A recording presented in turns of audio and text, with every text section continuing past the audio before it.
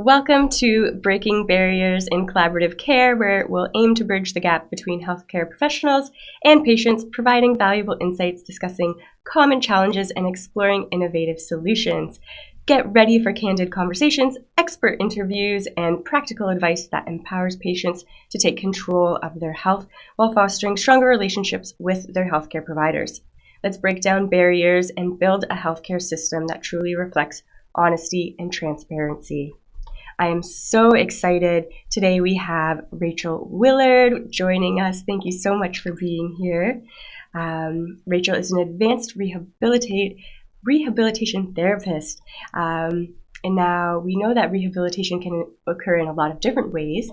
So what exactly is an ART, I believe, is the short form for that? Thank you, Courtney, and thanks again for having me today. This is a really awesome opportunity, and I really love the work that you're doing here. Thank you. As we know, in any industry, especially in the health industry, there are some gaps, and it's important that we be vocal about them and talk about this so we can help close those and bring some information to everybody. So thank you very much.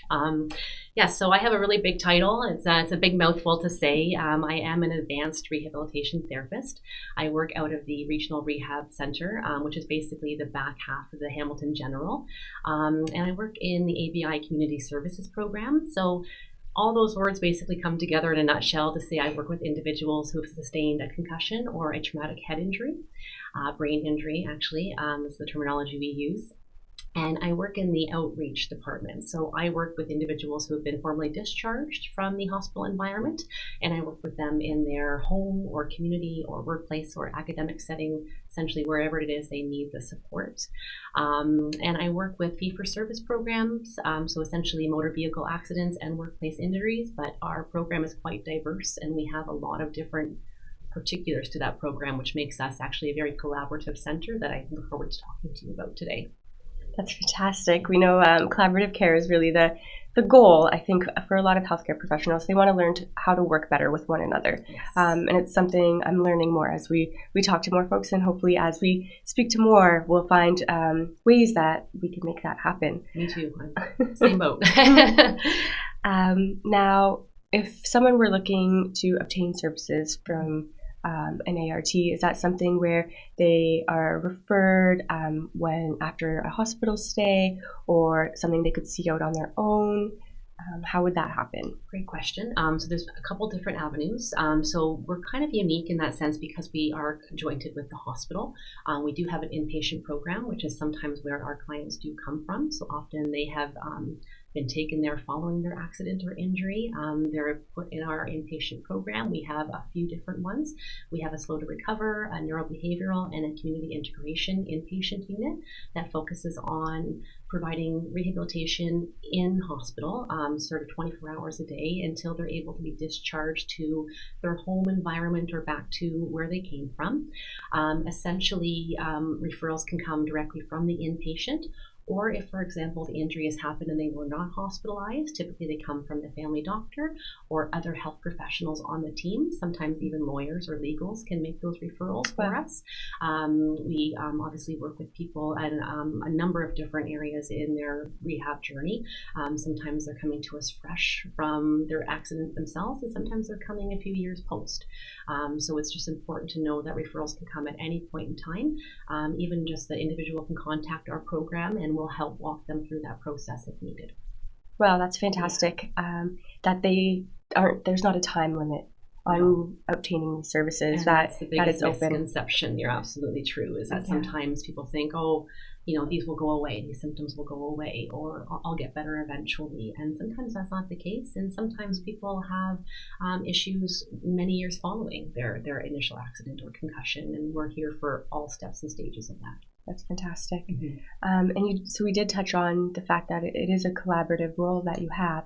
And in what way would you say that collaboration works the best, and that you find that others are able to assist you in reaching your goals? Well, and that's just a great question. So the brain, as you know, is a very complex organ. It really controls everything we do. And it's even more complex because everyone's brain is different. Yeah. And we all respond to things differently, which is why that collaboration of care is so important in this field and in recovery itself. So specifically within the inpatient program, it's such a nice little house of professionals and therapeutic services available for that brain recovery. You have access to full teams. We've got physiotherapy, occupational therapy, speech language pathologists. We've got neurologists and physiatrists and neuropsychiatrists and neuropsychologists and counselors, and you name it. It's a whole team of people working together to put together programs to help these individuals through the recovery. Same within the outpatient sector. So although I work in the community, we often work in a team base. So I'll work with not only the individual who's recovering, but they have a full team of people that we collaboratively work with in the community to ensure the same systems that are available in the hospital are available in their home and in their community. The biggest challenge sometimes is once you've been discharged from a formal inpatient environment where that structure and consistency is there, we want to make sure that translates into home, school, workplace, wherever that may be, because oftentimes implementing those recommendations or strategies can be foreign, especially when you're not in a medical model of care or in an institution, if you will. So we make sure that we work with a very diverse team, very similar to what we have available in hospital. We'll ensure we create that or make that happen outside of the hospital to make sure that that recovery is ongoing. We also like to ensure our patients, our clients develop their own little toolkits, we call them, or tool belts, which they can sort of have this pocket of resources, skills, strategies that they can implement at any time, have access to, and have connections to make sure that those services are available for them. That's fantastic, especially that inpatient program of working with all of those healthcare providers and having them available to ask questions or just go to about things that you're dealing with is, I'm sure, invaluable. Absolutely. Now, is that, I'm not sure if you know the answer to this, but would that be unique to Hamilton Health Sciences, or are there teams like that in other areas? There are teams like that in other areas. I think from the Hamilton, Niagara sort of Haldimand area, we are unique in that sense that we provide that sort of consistent model of care, access to all professions and all sort of specialists within one house. So we're not often referring outside. You can kind of have everything completed in one-stop shop, which is a nice entity to have. That's fantastic. I know, just looking at the initial podcast you had with Madeline, the survivor, she talked a lot about sometimes A doesn't know what B is doing, and sometimes P is involved and we don't even know who that person is. That's not what happens in ABI world at the Regional Rehab Center. We're all interconnected, we're all communicating, we're all talking. It's a very collaborative approach. Oftentimes, entire teams will sit together in one space and we will hash it out right there. We'll work with the family, we'll work with the individual to sort of make those goals, to make those treatment plans and help to house them to reality as well. So it's very unique that way. Sometimes we find in the community things are a bit displaced. Like we said, you've got a chiropractor working here, you've got a rehab therapist from this space, and sometimes that communication isn't always there, but I think that's what makes us a very valuable resource at the Regional Rehab Center. Is that we are all sort of housed together, and because of that, we've got a very complex team of rehab therapists that are very expert. They're experts in their field. They have very diverse skill sets. They've been doing this for a long time, so they just know. They know the world. They know the language. They know the resources. They know sort of the services that are available. Especially, so I live in Niagara, so Niagara is sort of my niche, but the other therapists in our program live in all different spots around Southern Ontario. So we have a very vast knowledge of most of Southern Ontario and what services are available there too. So. It sounds like a dream team. It really is. I'm so blessed to be working for this program, and the people I work with are just incredible, and we learn a lot every day. I couldn't imagine not learning something by being around all of those individuals and working together so closely. That I think that is a model for healthcare and really where we would really like it to go. It really is, especially in the concussion world, just because we're learning so much every day about it and the new things that arise. It's really important to be on top of them and make sure those services are available to anybody and everyone. Yeah, that's fantastic. All you healthcare professionals out there that are paying attention, get a team like this going. Come on, in-house. Make not just our lives that want to obtain services easier, but your lives easier as well. Absolutely. It does. It takes a village in like most settings in our world. Like, I mean, it really does take a full team approach, and to have the expertise and knowledge of many different people who wear many different hats is more valuable than we can comprehend sometimes. So yeah, really wow. Cool. Now, we did talk a little bit about Madeline, the first guest, and I do understand that this isn't just your job. It's a passion for you. You also are involved with the Hamilton Brain Injury Association. So this is something that you're very passionate about, that it's not just something to get paid for at the end of the day. Absolutely not. It's really, I found my niche. I mean, some people, work their lifetime to figure out what's good for them, but I, really love this industry. I love that it's ever changing. I love that I'm constantly learning.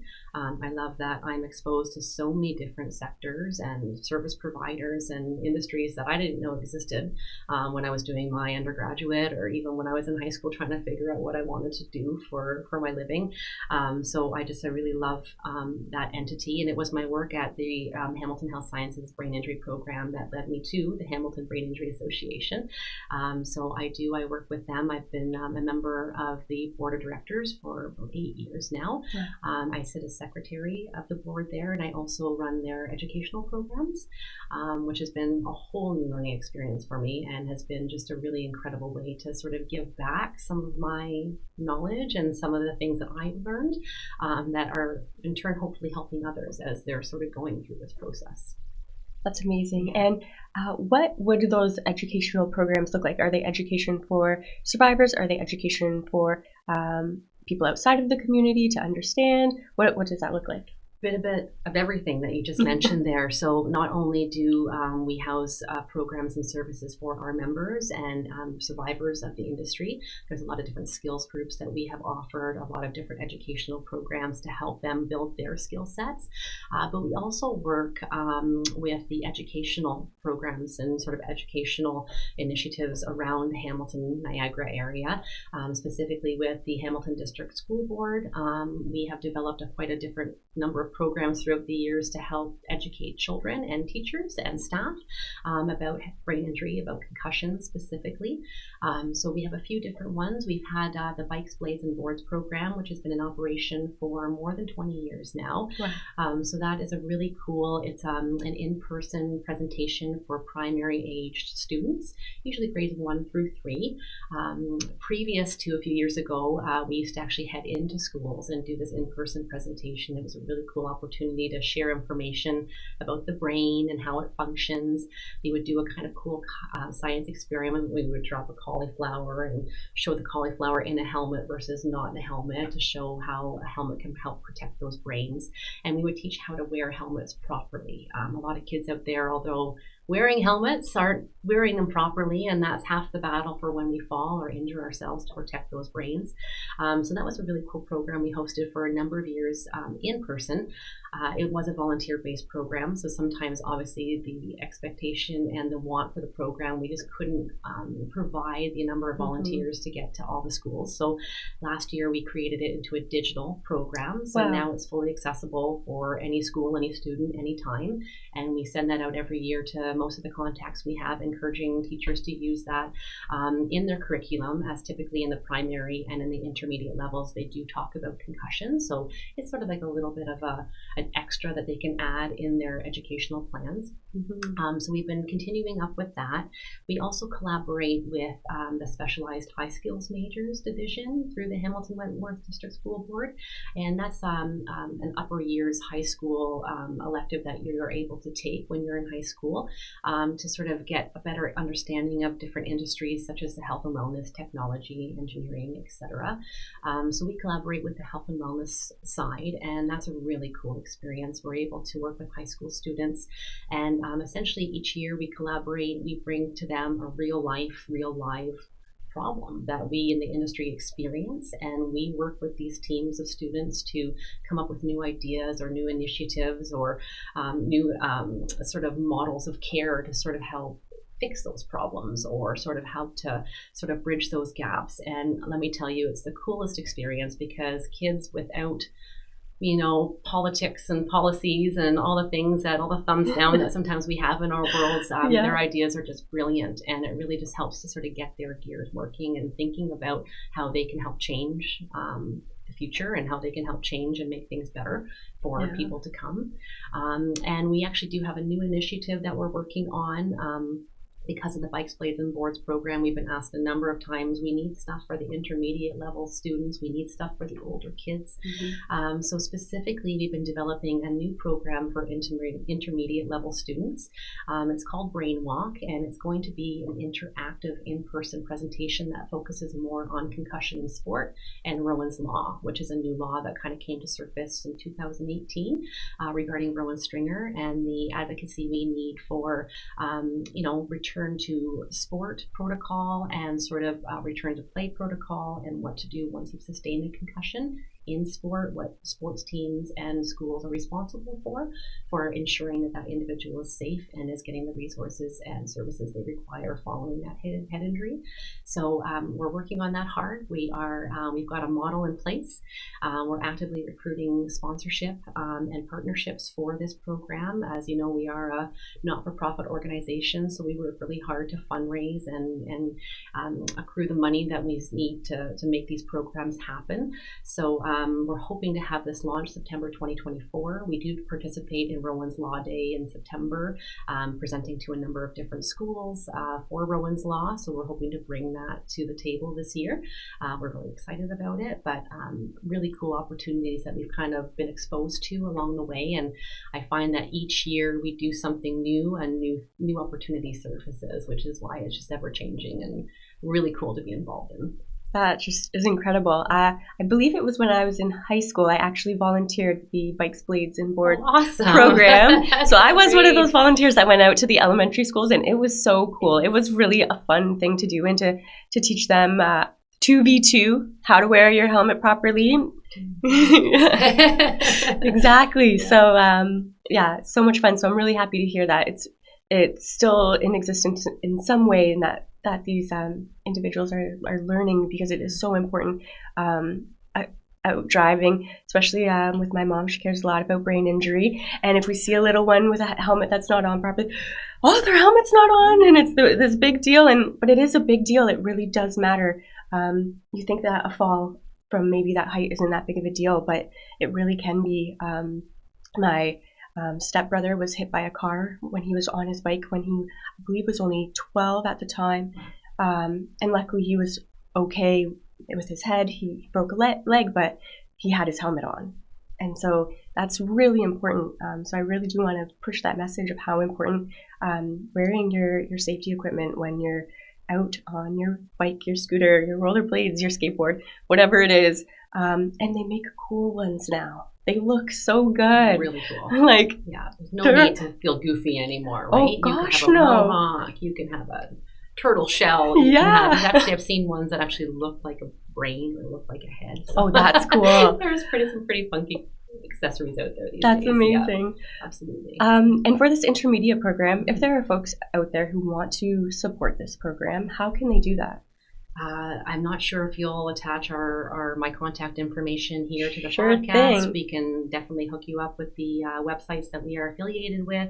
Reach out to me. I'm happy to answer any questions for both angles, both the Acquired Brain Injury Program as well as anything to do with the HBIA.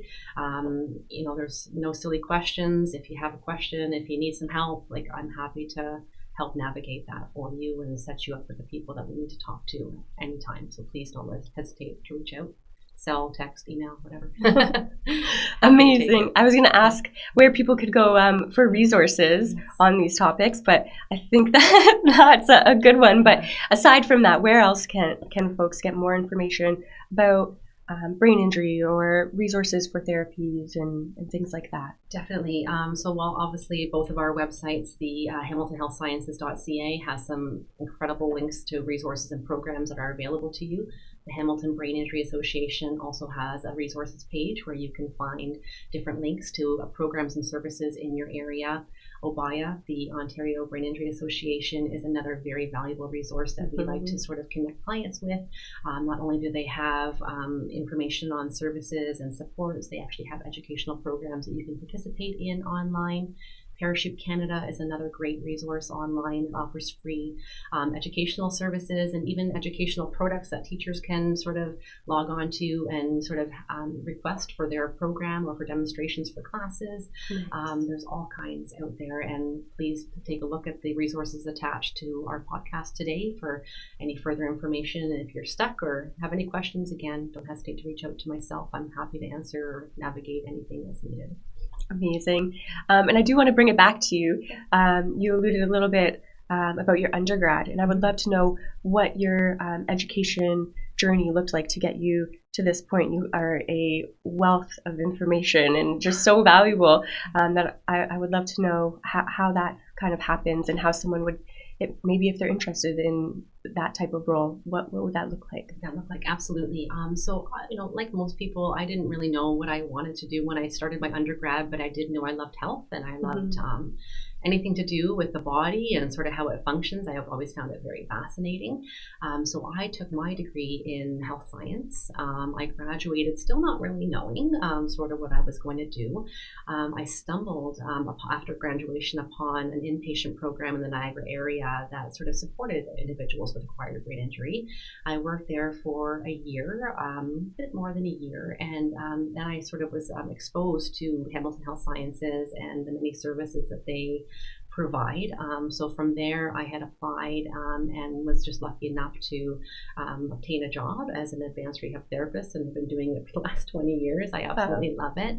But myself, my peers are similar. My colleagues that I work with, we have a number of different diverse skill sets, typically all degree related, but often coming from kin backgrounds, kinesiology, sociology majors, psychology majors. The health science stream are the big ones.